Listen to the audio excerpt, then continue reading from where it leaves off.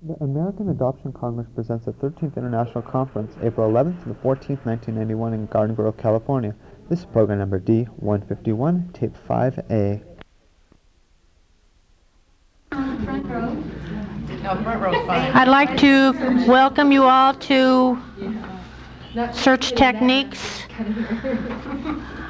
We'd like to begin now. We're going to make this a very informal gathering.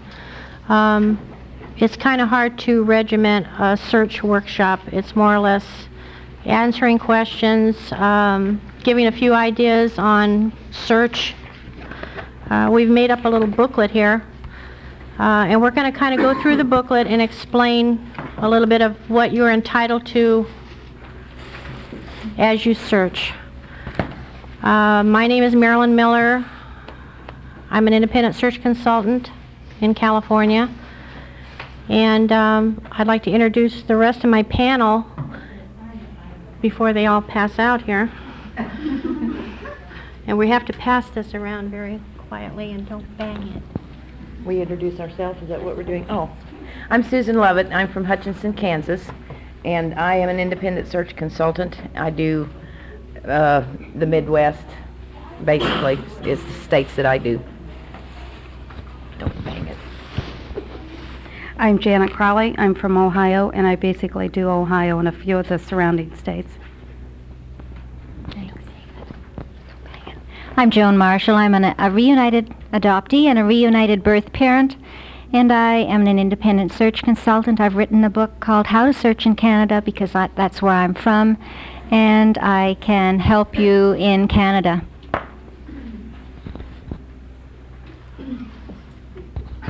Are you sure it's on? First of all, I'd like to kind of go around the room and ask the people to tell their position in the triad, if they're a beginning searcher, intermediary searcher, or advanced searcher in their own personal search, or why they're interested in search, or why they want to learn how to search.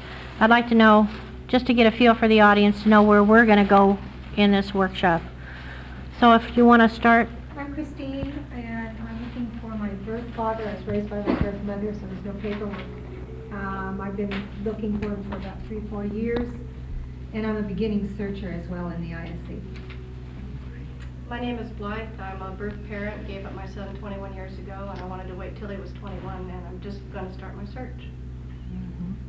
I'm Camille Shea McAlevey, and I'm a birth mother, and I am looking for my son, who's now 22, and I'm a beginning searcher. My name is Spring Carlton. I'm a birth mother. I have a 16-year-old son who I relinquished in Florida. I also recently found out that I am an adoptee, and I'm now searching both ends of the whatever. I'm almost finished with the search for my son. I am just beginning the search for myself. You kind of got a double whammy there. Lots of baggage. Listen, not only that, we should hear her problem. It's unique, I think. Well, we will. We are going to really get into trying to help you people. You know, that's what we're here for. You just came in, Ann? Yes. Okay. Oh, who are you? And what do you? Ann Millward. I'm an adoptee from Ketchum, Idaho. Okay. Searched and found. Okay. And we go to the back there? I'm Donna Ferris. I'm a birth mother. My son's 21. Seems to be the standard age there. And I've been deciding whether to search for 2 years now. So I'm going to practice on my father. My father found out when he tried to join the Marine Corps that his mother was not his mother. And so I thought I'd start on that one because it wasn't so volatile. It wasn't so personal. Detachment. Okay. My name is Winnie Smith. I'm an adoptee. I'm almost 52 years old. I was born in New York, but actually adopted in California. I've been searching now for about 1.5 years. I have my whole adoption file. The court had neglected to seal it, so I have quite a bit of information. Including names. However, the names are quite common, and I don't have any idea really where the people are from, so the search goes on. My name is Cindy, and I'm an adoptee, and I'm 45 and just completed a search and found my mother married to my father, and I have 6 brothers and sisters. Oh, wow. 14 nieces and nephews. I never knew about them a month and a half ago, so I'm here to learn more about what's happening. I'm Jenny Martin from Peoria, Illinois, and I work at Lutheran Social Services, and part of my job function is doing searches. And it's a fairly new area for me, and I need to learn all I can about how to go about it. Well, you came to the right place. I'm Amalia Clemens. I'm a donor's offspring, so I'm looking for my father somehow. I have no clue on how to search. This is my first day, and I considered it for a long time in my 20s, and now I'm 35, and I have no siblings, and I just have my mother as a blood relative, so I'm looking for more. That's very interesting. I enjoyed that. I'm Terry House from Toronto, Canada. I track down heirs to estates. I've done it for a long time. But the wisdom in our trade is the best searchers of all are you guys. And we've got a lot to learn from you. Also, I'm here promoting a computer program we have with every phone book in the country on it. Which I use. I just did that. Oh, you did, eh? I got 3 names already and addresses. I mean, this is just today. I Mhm. just texted him. And they're sending the complete list to my home because it's Oh, like you 20 had a pages fax. long. Oh, it is, eh? 20 pages, yeah. Oh, I see. Oh, that's good. Must have been Smith. No, it's Glanville. Really? He runs when he hears Everybody people wants one Smith. for free I today, know. so help yourself to them. You know, keep the price. I'll come in later. Good. I'm Michelle Borisoff. I'm from Springfield, Illinois, and I'm an adoptee searching. And I recently, I found out in January what her name is, and I haven't found anything further. I don't know what area she's from. I'm also interested in becoming a search consultant. Oh boy, here we go. More. I'm Maggie Reed from Springfield, Illinois, and like Michelle, I just found my birth mother's name in January, and am on the name to go on. And as a co-group leader for my support group, I want to know as much as I can to help everybody else. I'm having difficulty in my own as well. I'm Lisa Rumley. I'm from Columbus, Ohio. I'm searching in Michigan. I'm a complete beginning searcher. I've got, I guess, quite a bit of information. I don't know what to do with it at this point. So That's one of the big problems, and that's why this will come later. I'll explain this. Hi, I'm Phyllis Ernst. I'm an adoptee. I was born in Montreal, Canada. I was reunited with my birth mother and my father's 8 children. And I have an ongoing relationship with them. And Joan helped me with my father.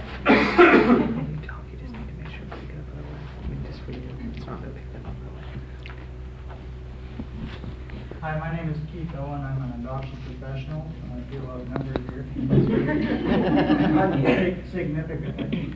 But I'm from Alberta, Canada, and I'm the registrar of the Alberta Postal Adoption Registry. And as such, I do the reunions that occur in our province. I currently do about 2 reunions a week through the passive registry.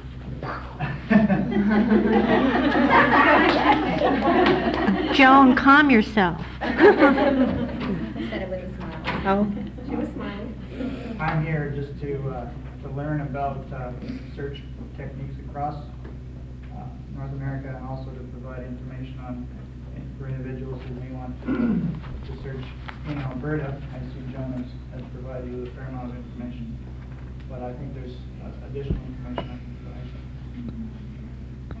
Barry Levine, I'm an adoptee, and I'm just beginning searching for birth parents. Where are you from, Barry? I was born in New York. Oh, okay. I'm Ruth Johnson, and I'm an adoptive parent. We found the birth mother's families for both of our 2 children about 6 years ago. And we would like to find the birth fathers and siblings.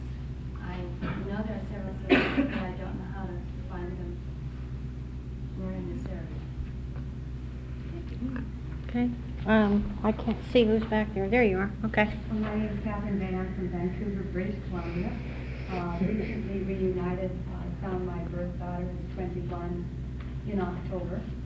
However, I belong to a support group, and we constantly are getting adoptees coming in BC from all over the place saying, well, how did you find her and what can I do and what did I do right or what's to do next? So I need a few Well, ideas. there's your girl down at the end. Yeah, Yeah, there's your girl. Recently, I'm a reunited birth mother. My name is Robert Kamen. I'm an adoptee. Found my birth mother and currently doing research for master's thesis in searching adoptees. I'm Robert Bannett.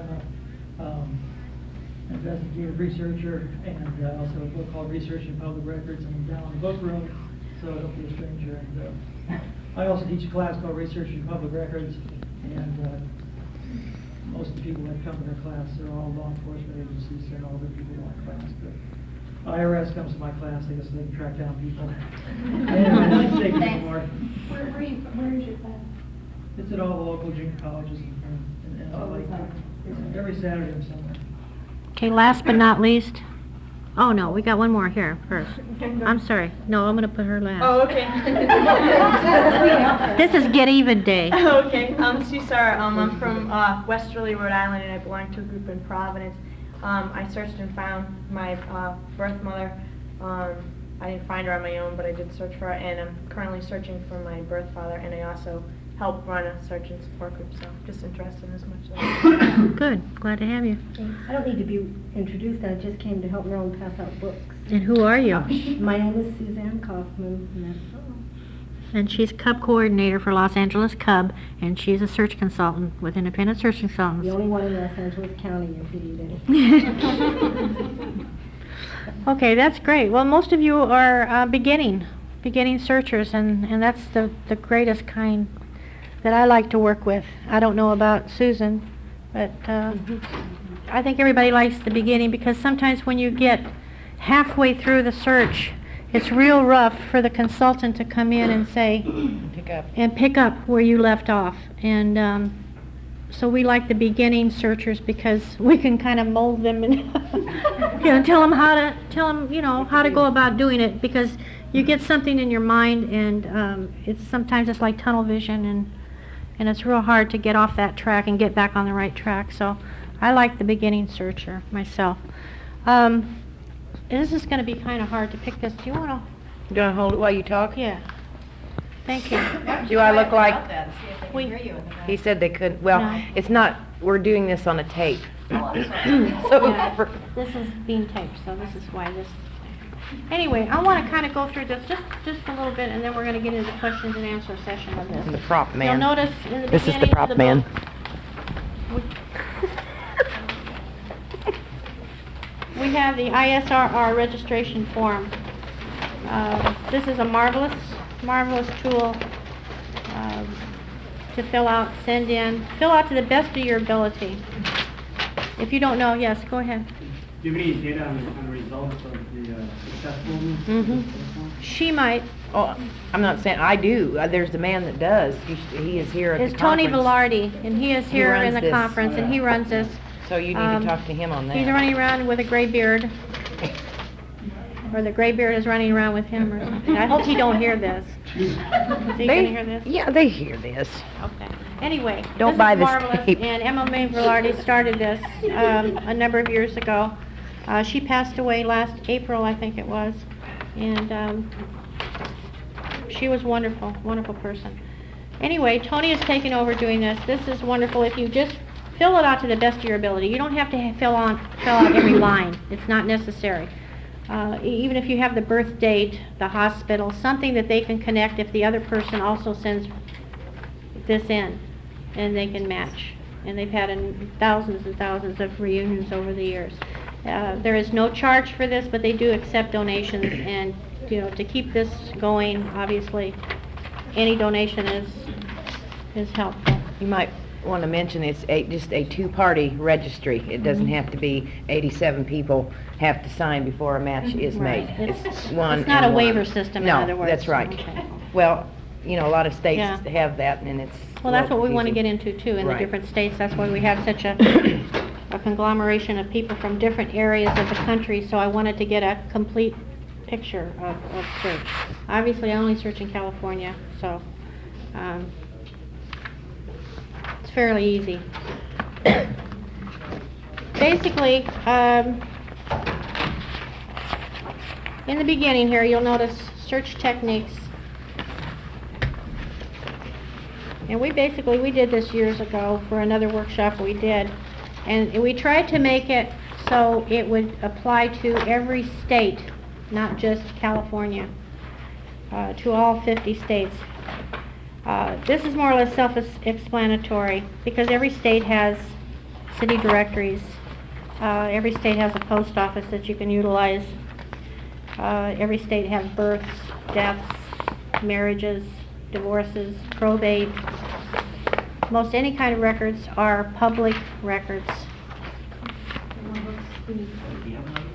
When we're done, you may have one of these and take it back with you. Yeah, we just wanted this for reference up here, but these are for giveaway. So basically, these are self-explanatory. Property records, non-identifying information, so on and so forth. You can utilize those at a later date. We have a definitions of adoption-related terms. This was compiled by Peter and Joe Devlin, directors of Region 1 AAC. This is just like a glossary for you to go by. We have sample letters. If you are writing to the agencies for your non-identifying information, now I'm not sure whether all states give out non-identifying information, but in the ISC search book, plug, in the back of the book, there is adoption information state by state, and it will state in there which states give non-identifying information and which states don't, which states give your court papers, which states don't, which agencies do, so on and so forth. So that's a good tool. It's in the book room. Okay, so we just have the definitions here. We have the request for non-identifying for birth parents and adoptive parents. We have a backwards Los Angeles genealogical form that the person that made up and photocopied put it on the wrong backwards. So, but anyway. Well, we're kind of that way, Yeah, aren't we? I know. So anyway, this tells you basically, this is a Los Angeles genealogical library, but you have the Mormon libraries in most every major city, and you have the smaller libraries that you can get an interlibrary loan. But they have marvelous things, and you should utilize the Mormon libraries. There's the registration here for the Church of the Latter-day Saints, which is the same. Basically, the birth certificate on the first one here, this is just showing you the information that is available on a birth certificate. You have the mother's name, the father's name and address, the occupation, age, state born. So you have a lot of information on a birth certificate. On the next page is the non-identifying information. Now this is a California non-identifying information, and I tried to get one that was A lot. a lot. Well, we have them better than this now, but this was in the book before, so I just kept the same one. But we basically in California are told quite a bit of information. There's a couple of agencies that I really won't go into right now, but that are not really good about giving good information in California. You have to kind of extract and you're shaking your head. You know which ones I'm talking about. Okay, I don't want to mention any names right now. Okay, we know who they are. Like Joan says, have a heart. Right, okay. Here we have an affidavit in support of an application for delayed registration of. This is if you know the name of someone. This is in Illinois. Whoever was in Illinois that can send for a delayed registration of birth. This is another application for search and certified copy of a birth certificate from Oklahoma City. This is our waiver in California. Like I said, some states have them and some states don't. California has the waiver system. Some people are against the waiver system because some states utilize that method for closing the records more so than opening it. I don't know if you found that to be in any of the states that you've searched in, but The waiver? some they flag the files, in Oh. other words. You know, if you fill out a waiver, the three-party waiver system in some states, you know, they'll flag the file and say, you know, watch out, here comes the waivers, and let's make it more difficult for this person to receive this information. So, California don't do that as far as I know. But this is the directions that I've used for the waiver system. This is a consent to adopt. This is one of the forms that's filled out by birth mother in the state of California. Relinquishing rights to the child. This is one form. We have another form here, relinquishment. And I think this is another state of California, Department of Social Services relinquishment form. Social Security number, record, third-party request for extract or photocopy. I don't know how many have ever tried to get any information out of Social Security. It's not the easiest thing to do. Very slow. If you do want to try to find someone and you know their name and little else about them, you can write to Social Security. That information is up in the front. You have to have their number in order to do No, you don't have to have the number. No, you don't have to have the number. If you have a name and maybe approximate, maybe a state where they were born, some kind of information, not John Smith and please find him for me. No, you have to have some information, and you can send to Social Security a letter to the person that you want to find, and leave the letter unopened, or no, open, yeah. No, it has to be unopened because they Yeah, have to look at it. unopened, so they can read it, and then they will forward it on to the person, and it's up to the person to reply if they want to reply. I sent one out about 6 years ago, and I never... You're still waiting? I'm still waiting. I don't know if they ever got it. Sounds good in theory, but It's- I've never known a soul No. where it worked. No. Did you? I did. When I had my uncle, I was looking for my birth mother, but I knew her brother's name, and I sent Social Security. I had his birthday and all this stuff, and I of course I found her before they responded back to me, but it was 6 months. You know, you send it to them and then they forward it. It did work. Oh, yes, they did. That's the first time I've ever heard of Yes, it they working. did. But yes, and he got it. He got the letter, but by the time he got it, I had already found it. But at least I know in that particular case, but I had a full name, parents' names, and a birthday. If you have the person's mother's maiden name, by any chance, that speeds it up just a little bit, because when you apply for Social Security when you're 12, 15, or whatever you are, 2 days now. yeah, you need the mother's maiden name to put on that form. This is what they go by, is the mother's maiden name. That's how they cross-reference. Okay.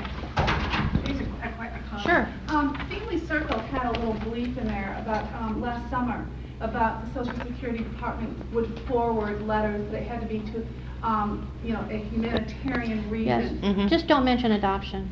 No, I didn't. I wrote the letter. I had all this information. I sent an unsealed, letter to, and they just wrote me back and said that the reasons were not humanitarian enough, just that I was doing a genealogy and wondered if this was a distant relative. They said if it was in regards to money, then they would have done it, but it was not. Well, see, this man with the inheritance, I mean, you could use that as, I'm searching for him that someone died and there's a big estate or something to that effect, and maybe that would rush it. They sent mine back. They did send mine back the first time, my first request, because I had put down just, I think genealogy is what I put, and so I did not ever say I was adopted. I just said, my mother and I were separated at birth. I have not seen her since. I know this person is her brother, and it doesn't work for everybody. I'm sure of that. I don't know why it was me, Depends but on who reads it. I guess so. But I finally just had to send it back and say, look, because at that point I didn't know what else to do. Well, in fairness to them down there, it's a terrible job they have. Because I was down there where they have to do the searching, just outside of Washington somewhere. And you know, they pointed out there's hundreds of millions, and they go through with a Soundex system. And there's these unfortunate girls that do it. I mean, it's a terrible job. So the fact that it worked at all, I think, is great. I don't recall anybody saying it worked before. It did work. I know one lady who did find it that way, and but she was interested because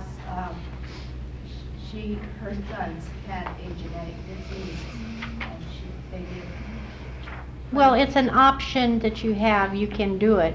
It doesn't cost anything but a 29-cent stamp, so you really don't have anything to lose by writing a letter and sending it on.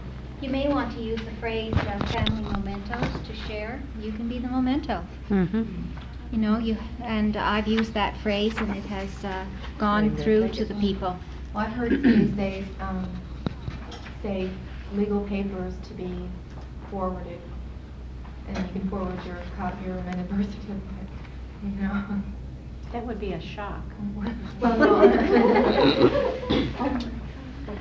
Anyway, okay. Okay. Let's go on just a little bit here. The next form is a motor vehicle records inquiry form, obviously we call it DMVs. Not all states are accessible. California is not accessible anymore. As far as, Rob, maybe you can elaborate a little bit more on California. In California, you just can't get it from the DMV because all the end users have to be registered. Right, you have to put up a large bond. Well, yeah, they wouldn't give the address anyway. It's, how can I put it, it's not available to the DMV, but it is available. If you'll stop by in my room there, I have it on my price list. No comment. Ohio has a very good source that for $75 we can purchase every male or female driver's a check for $75. Any person that has a license born on a particular day. Wow. Wow. That's See, great. we learn something new every day. Whoa. I just learned that. Okay. I think New York and New Jersey is also online too. Are they? Okay. I know just California Kentucky right has now. it. I just It's sent. a birthday. I just sent $2 Male to or Florida female. the other day. I wanted a DMV done, and we have our ways of doing it. But I thought, well, I'm just going to try it, and I sent $2 to Florida, and within a week and a half, very quickly, I got back the address, the social security number. That's on there. Address, social security number, date of birth. Date of birth. And the date that the driver's license Right. is no longer in. Very quick. Within 2 weeks, it was back, and for $2. And what information did you have to give them? Just I wrote it out on a little piece of paper with like But what DM. did you write on the paper? Did you have just a Never name or mind. did you have a form or something?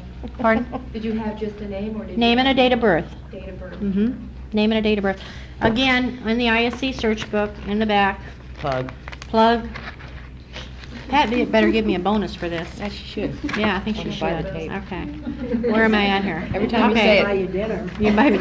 In this part of the book, it says Department of Motor Vehicle Records, and it tells you how much for each one, the address where to send for it. Yeah, that book.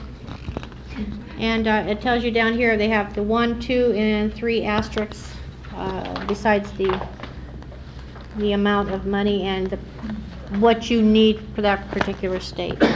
Some states you can do without a date of birth. Some states are Soundex. California is a Soundex state. That's just giving you an idea of what you are entitled to as a public records searching. Okay, this is the United States Post Office. This is under the Freedom of Information Act. If you have an address of someone and they have moved within a year, the post office keeps their forwarding address on file. You go to your local post office, you ask for this form, which is a forwarding address request form. Fill it out appropriately, put $1 in the envelope along with this, and within a week or so you should get back the forwarding address of the person. And this, if they say they don't have this form, I think Rob has it in his book.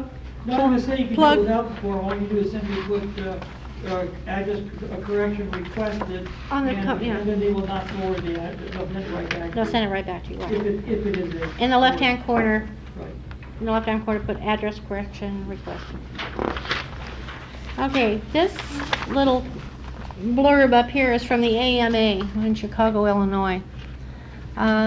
If you want to locate the doctor that delivered you, maybe, and you don't know where he went, or you want to find the doctor that was the doctor when you had the child that you relinquished, and you don't know where he's at, and you think that he might have information regarding your situation, you can write to the AMA, give them their name. They will send it back to you and tell you the current address of the person if they're still in practice. If they're not still in practice, they'll put retired, last known address, or if they're deceased, they will put deceased. Dead. It says dead.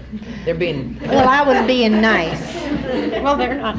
They just do say dead, don't they? Yeah. And they tell you when the person died. They'll tell you the date the person died. You know. I might add, I just did that. Did you? And it held up, excuse me. I called the AMA first and they gave me this 535 North Dearborn Street. I sent it to that address and it took a long, I don't know, it's a long time to me. Mhm. It was actually a P.O. box that they wanted. And then they also wanted a $15 fee. Oh, now they're charging. Well, see, Right. you learned something And new. so then they wrote back to me and that took another, so be sure and send $15. Okay, well, see, when we did this, there was no fee involved. Thank you for Now, all updating. that information is available usually in the AMA directories that are available in Mhm. the public library. Yeah. Especially if it's associated with medical school, they have volumes from year to year, and you can trace the physician Mhm. in the volumes as you go along. Yeah, a lot of people are... And some of the older volumes have more information than the newer volumes. It's important to look at. Yeah, if you're close to a library, well, there's wonderful, marvelous information in the libraries that you can utilize. A lot of people don't have the time, or they're working, they just want to write a little blurb and, don't want to have the hours to research. That's what we get paid for. That's a pretty standard reference in most Mhm. community libraries. So it's an AMA, American National Association of Physician Records. It's published on a yearly basis or biannually. Okay, I'm going to skip that one. Requests pertaining to military records. There again, you must know either the service number of the person that you are searching for. You have to know their social security number, something more than just a name and a date of birth, because the military records are not kept by date of birth. They're kept by service number or social security number, and then they can access the service number. This is very difficult, the military, very difficult. Of course, we have ways to do it. Sneaky ways. Well, we can do, if the person has ever received any kind of benefits, if ever applied to the VA for any kind of benefits, whether they bought a house, stubbed a toe, broke a fingernail or whatever, if any benefits through the VA, we can find out where they're at. So, you don't have to go through this. But this is, what I want to show you is what is available to you. Not what we can basically do for you, but what is available to people that are searching, that are in search. Request for marriage certificates. This is the actual marriage certificate, an old one from Kansas City, and I put that in just for my friend Miss Lovett here. How'd you get this anyway? I never That's an oldie but goodie. I guess. Yeah. Marriage certificate? This is 1947 marriage certificate. It didn't show that much back then, and but a lot of your marriage certificates are a valuable bit of information for you. Because it'll funny tell. if I was looking for these people. Oh. Because it will tell basically the maiden name of the bride. It will tell the date of birth in some states, where the person was born, their parents' names, occupations, witnesses to the marriage, judge even, or priest or minister or whatever, which is marvelous. If you're tracking somebody down, you can't find the people, you can always try to find the witnesses and say, hey, whatever happened to, I know in some states, I'm sure you've had this happen also, that you have to ask for the application for the mechanic license to really get all the Right. information that you Right. expect to find. in Right, the Nevada license. is one of those states where they have both. They have the application and the actual certificate, so there's two that you... Arizona, I had one case in Arizona where Uh-huh. there's much more information on the application than the actual. Basically, my mind works California. You know, I'm Washington tuned does into too. California, so I don't... There are 2 forms, but after 7 years, they destroy. Don't the you have to do it application. county by county? It all depends on what state. There again, Pat... I see search, but plug. She has to take me to dinner for this, I'll tell you that. Twice. There again, the information is for miscellaneous records and vital statistics are in this book that'll tell you what's available, how much. Marvelous, we update this every year, so, I mean, this is our Bible here, as far as information. Okay, here's the application in here. This is the application. I did have that in here. One is the application and one is the license to show the difference between the two. Or these are different states. I just tried, this is state of New Mexico. In the state of New Mexico, it's very odd. I did a search in New Mexico. And the way it's worded is, if you'll read along with me, and I'm going to show you. I hereby make application for license to united marriage with Mary Elizabeth Tatum, whose age is 18. I certify that I was born in Clovis, New Mexico. You see how it's worded? And I went and I was looking for the wrong birth date. This is, you see how they're worded? Yeah. Sally had to set me straight on that. But this is how these old ones were worded back then. So it's really confusing unless you really... It was his birthday, it was hers. Exactly, So it was. she's down here then. And she is down here, and she makes application to marry For him. born on so-and-so date, and she was born, you see, and it was really confusing, and I didn't read it right. So it's so important to read things, really read it, and get it up here. It's really important. Okay. Oh my God. Okay, original certificate of death. We're almost done here, then I'm going to turn it over to the rest, and my mouth is dry here. Okay, original certificate of death. That is one of the greatest tools that we have, is a death certificate. Trying to find someone. You're going to say, how come you're trying to find somebody that's dead?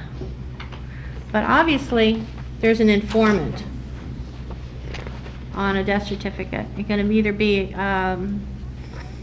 I've found them where they've been the friend, because the person has been elderly and hasn't had any next of kin, but it's a friend. And if you're looking for the daughter of this person, so, you know, we need to get to a relative to find out where this daughter is. So we go to the informant. Another thing with Social Security, there's a little thing that you can do for $6 is you can write to Social Security, as long as you have the name of the decedent and their Social Security number and all this information off of here, you can get the original application that they filled out. For Social Security? You can get the original application that they filled out for $6.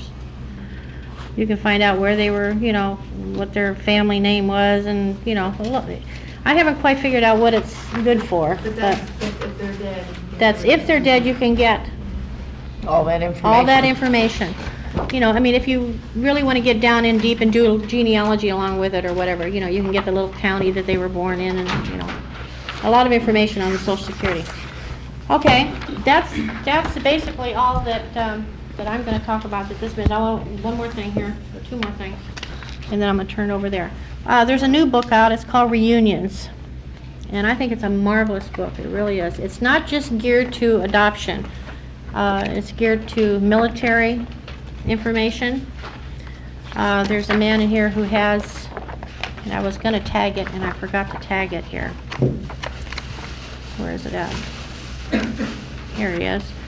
Tony Diamond of Bravo. Have you ever heard of him?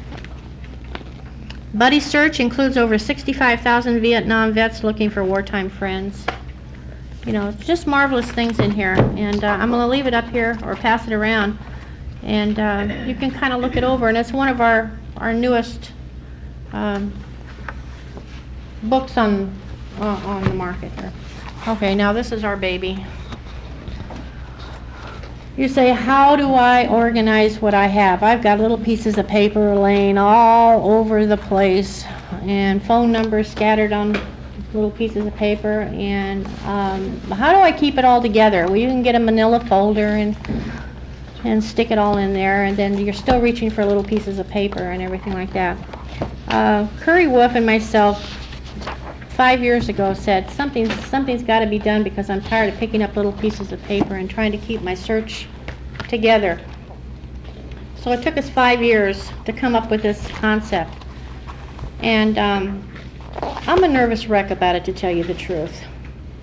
I am really a nervous wreck. I have looked at this thing probably 500 times, and I'm very close to it, so I can't see, really any more about it. But I'm going to pass it around. It's down in the book room, and basically what it is, and I'm going to read a little bit about what Pat Sanders said about it. It said, organization is often the key element in a successfully completed search. The lack of it can create havoc and cause searchers to spend a great deal more time and energy than necessary. My search organizer is a perfect tool for individuals who wish to document their searches in an orderly manner. It is designed so that every note, every idea, every bit of information can be filled in a central location available for easy reference and retrieval.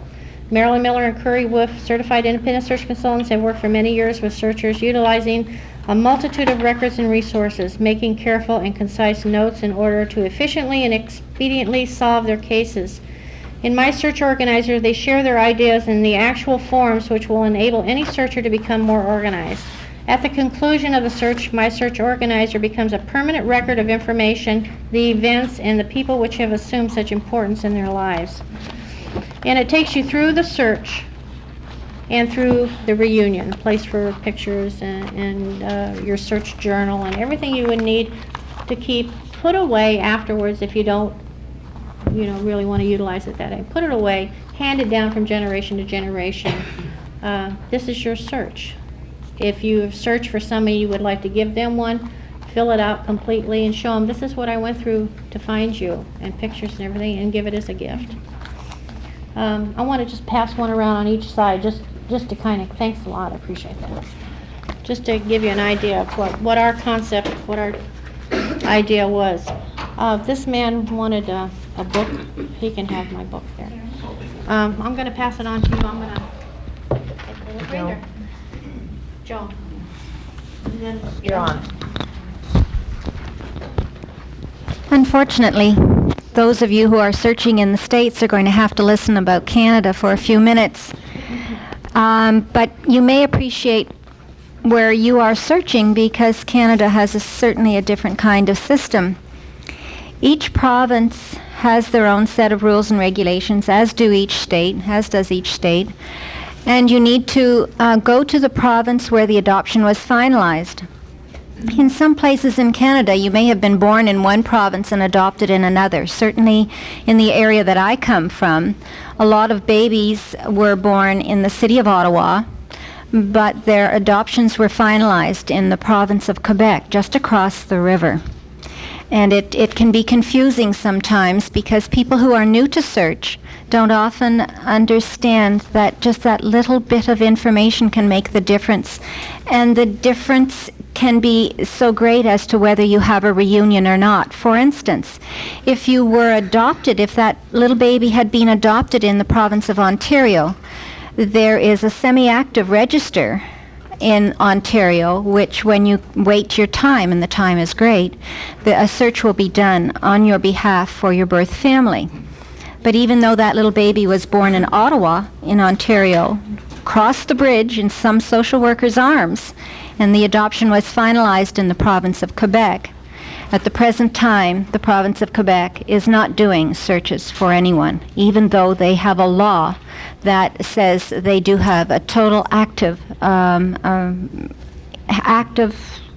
registry. They don't have a registry. They're so unorganized.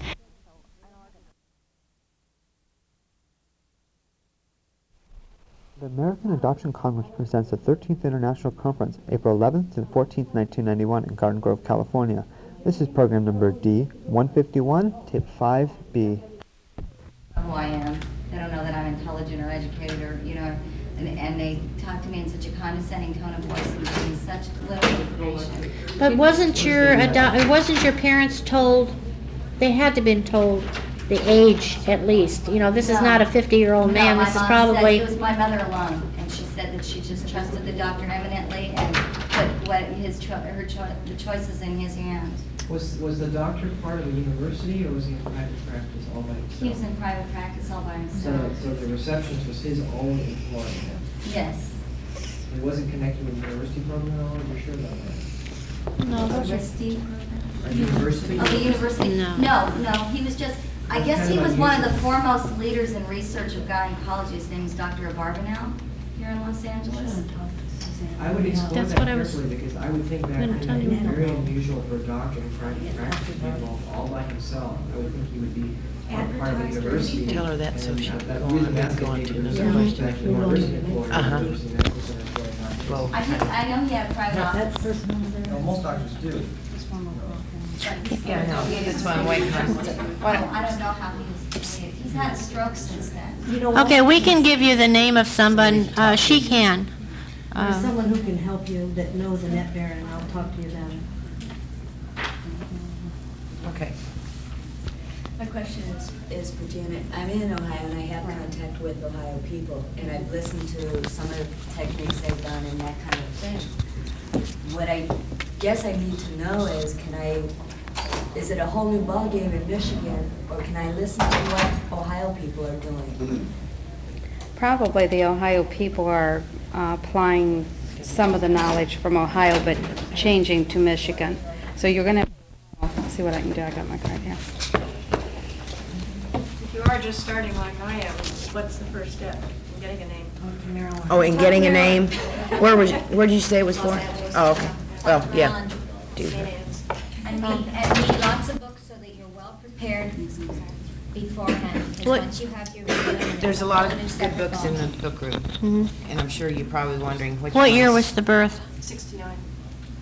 It came on, 69. The microphone?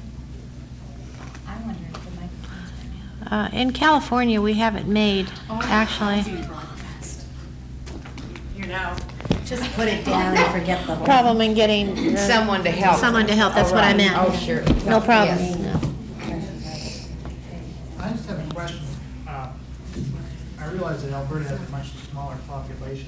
One of the things that's recently been fairly effective there is the fact that a number of newspapers have a column called Finders, and you can put an ad in the paper in Alberta for about $200. It will cover every weekly right across the province. It'll be mass published right across.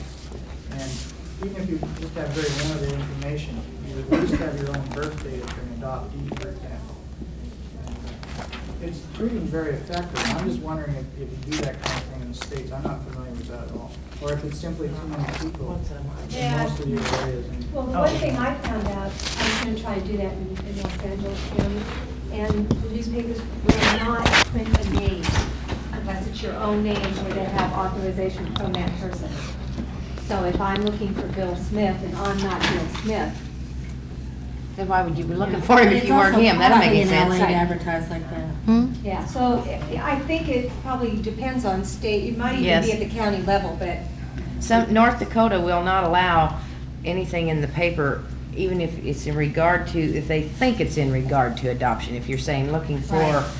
Mary yeah. Smith, whatever. Use that the you can't, word. yeah, the word or anything else related, they will not print it. And hey, you send them your check, they won't even take your money. They put the That's word stupid. abortion before it. Oh, yeah, So that's you fine. use Abortion's that great. word. Yeah. I don't In understand. Canada, if I can comment though on that, in Canada, Alberta has the best system that way using blanket ads. Those ads that blanket, The ads that blanket a province are called blanket ads, and they are very successful in Alberta. The population of Alberta seems to read them, respond to them, and you have a good success rate. Probably because a couple of the adoption search and support groups write Merry Christmas ads from birth parents to their children, and from adoptees to their birth parents. Happy Mother's Day, Happy Father's Day. I'm not quite sure of the other times of the year, and so the newspapers have been a little bit educated, and I think we all need to educate the public that we're not crazy, we have a need that's valid, and we're not going to run around and do funny things. You know, it's just part of our lives that we need to get in order. We need to know the past so that we can deal with today, so that we can plan for tomorrow. Think about it. And our past is not complete until we know who we are. And as a birth parent, our past is not complete until we know where our children are sleeping every night. Whether, okay? Another issue, if I may, is in Canada, very often birth mothers left their province of origin due to infidelity in another province. It seems to be a real common trait. Everybody went west. I'm never sure where the people, the birth mothers from BC went. They just kept, fell off into the ocean. Hawaii. Hawaii, really. Hawaii. Los Angeles. Yeah, they did. That's I'm right. wondering if is this a similar phenomenon in the States? Yeah, they all came out to California. They all came to California, So Kansas, you need Texas. to look in other or other states rather than just. Oh, yeah. the one Oh. Oh, yeah. that you're born in. I mean, In the 50s and 60s, they couldn't stay home. 40s, in the 30s and They had to 40s get out too. of town, you know. where they Right. rather than a big city like You LA. had to ship them off to A lot of maternity homes, someplace. St. Anne's is one. Well, you're not, Booth you know, Memorial, Florence Crittenden. God forbid somebody would see you. Oh, yeah. Even though you don't care if anybody That's right. knows we're doing it for That's your right. benefit. Did you have a question? My father was born in California, in Xenia, which is in Trinity County. Oh, yeah. Got a flower. I have a paper, and I think I was gonna try and get his birth certificate, because when he found out his mother wasn't his birth mother, I don't know what, he must have got this paper from her, because when he tried to join the Marine Corps, they wanted his birth certificate, and he couldn't get it or didn't have it, and that's how he found out. And I have a paper, a copy of a legal paper dated from 1927. He was 4 years old at that time. It's a certificate of guardianship. It doesn't say adoption. And so would that indicate that I might get a birth certificate? Is he still alive? No. And that was issued from Humboldt County, not Trinity. See, as the daughter of, quote unquote, you're not entitled to anything from the state. He would have been entitled to find out if there was a legal adoption by writing to the state of California Department of Social Services. But you as a daughter, unfortunately, are not entitled to that information. I'd like to see that piece of paper just to see what, see what I can do. I don't know, it's very All difficult. this time, he always told me that he was adopted, but when I saw the paper, it doesn't say. Well, one way to do it is to write, you know where he was born, That's write to what the he said county. in 1927. Where was he born? Well, you just send to the city that he was born in. If it comes back, But that's why you know to go to Humboldt or Trinity, or Xenia. you have to try both, yeah. And if a form letter comes back stating, this information is not available, you'll have to write to the Department of Social Services in Sacramento, then you know Because there's no paper certificate. two is a different name. than- There is a different name? Well, then, could have been a foster, yeah. Yeah. I'll look at it and see what I can tell you to do. Hi, I'm trying to locate a son, a birth parent of a boy that was born in 1958 in San Diego. Oh, you're a cinch. Yeah. You're a I cinch. know the mother's first name, and I know her last name is the same as the town she's from in Tennessee. And, Who are you trying to find, the son? yeah, Oh, you're a cinch. Was he adopted? yes. You're a cinch. You're a cinch. It's very easy to search in California, unless it's a very, very, I take basically a lot of the old cases. I've got a 1909 adoptee. I got a 1912 adoptee. Oh, my goodness. Sisters, adopted by the same family but different birth parents. Basically it's genealogy, but I have the 30s, the 40s, I take a lot of the old cases. I really like to get my teeth into the old ones. But the 50s, 60s, 70s, they're a cinch. Simple. Talk to me afterwards. It is. It's hard. It's terrible to say in front of people like this that are in different states, and it's very difficult in some of the states to search. If you got it, you got it, right? I'm flaunting it. Is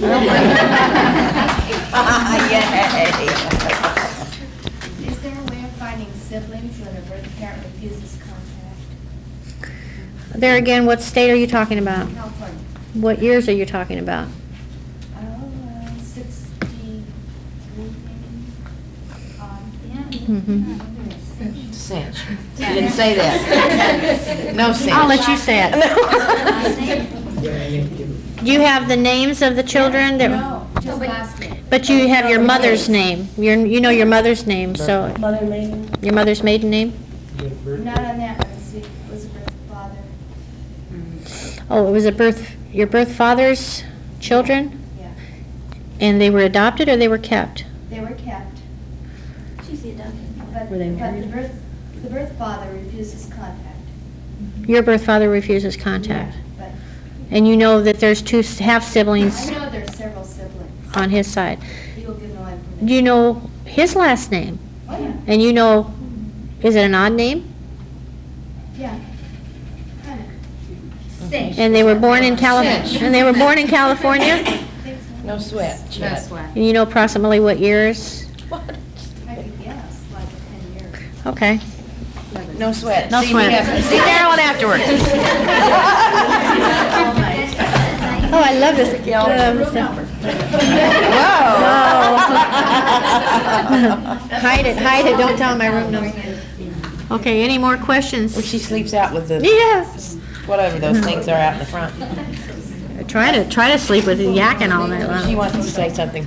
You've been such a good audience. You've asked such intelligent questions. I'll send you all home with a Canadian flag. Bravo. All right, yay. Come up and get one. And see. This concludes this session.